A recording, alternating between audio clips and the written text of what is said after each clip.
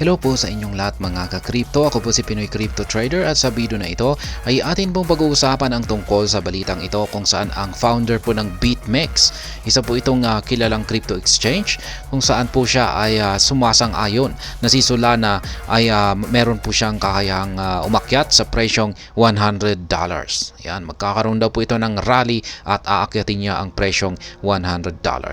At ayan, bago po tayo magpatuloy ay nais ko lamang po munang bigyang linaw ang aking disclaimer kung saan ang nilalaman po ng video na ito ay hindi po ito isang financial advice.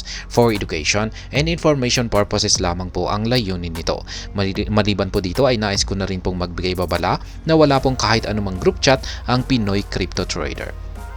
Ayan, ang sabi po rito ay Arthur Hayes. Yan, siya po ang founder ng BitMEX. Has hinted at a possible altcoin season that could potentially push Solana above $100. Kaya ayan, meron na po siyang nakikita na potential or kakayahan ang Solana na akyatin ang higit pa sa $100 na presyo.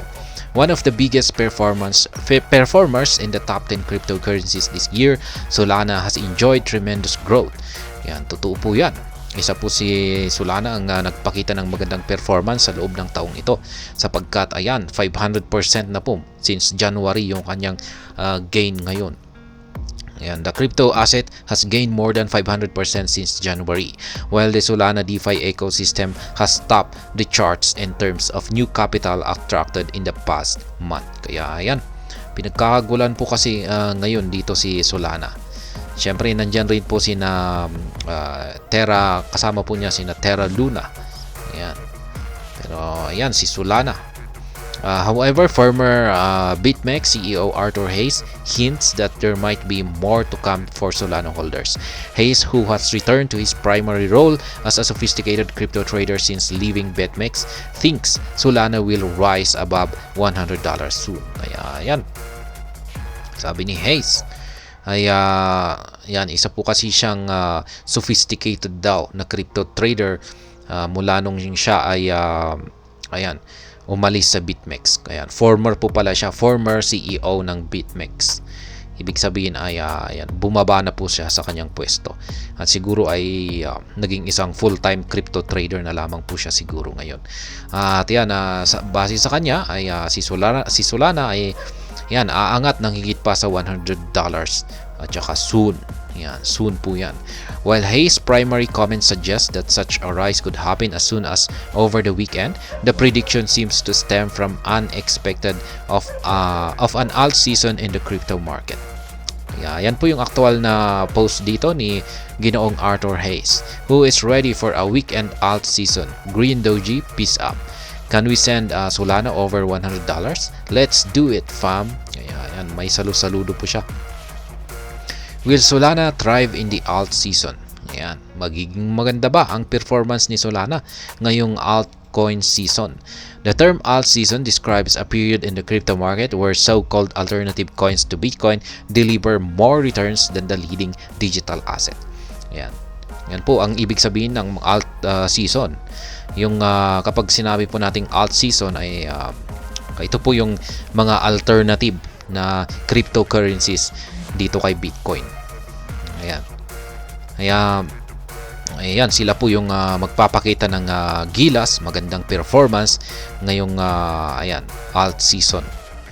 Ayan, mas magiging maganda pa yung kanilang performance kumpara kay Bitcoin. Kaya tinawag na altcoin season. So far, Bitcoin has largely outperformed other crypto assets, growing its market share and dominance as bullish sentiment returns. Since late December 2022, Bitcoin's share of the global crypto market has jumped from 39.30% to nearly 54%. Ayan. Yung nitong nakalipas lamang po na mga ayan, ay si Bitcoin ay nagpakita po ng magandang performance. Yan, na-outperform niya ang halos karamihang mga cryptocurrencies. At ayan, marami pong nagsasabi na magpapahinga muna ang si Bitcoin dahil sa kanyang ipinamalas na performance na ito.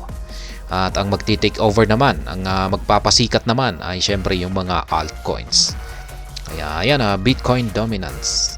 Ito po yung chart ng Bitcoin dominance. Ayan, makikita po natin yung mga kulay dito.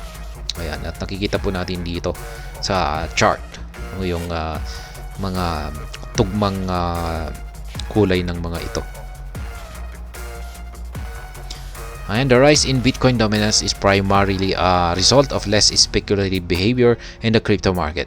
During a bearish market, the investors historically consolidate their holdings in the apex crypto asset, with newcomers also allocating a significant portion of their portfolio to Bitcoin.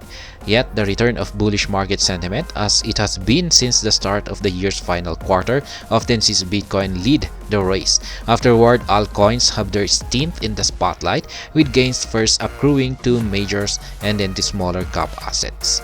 It is evident that under such favorable market conditions, Arthur Hayes expects Solana to grow its value further. The last time Solana traded above $100 was in April 2022, leading up to the infamous Terra Luna collapse. Ayan. Sumama rin po si Solana kasi sa collapse. Nung bumagsak ang Terra Luna ay bumagsak din po ang Solana, pero hindi naman po gaanong matindi yung kanyang pagbagsak. Parang nahatak lamang po siya. Kaya yan nung last daw po na umakyat ang presyo ni Solana ng higit $100 ay noon pang April 2022. Meanwhile, Solana is trading around $63.5 at the time of writing, representing a 5.5%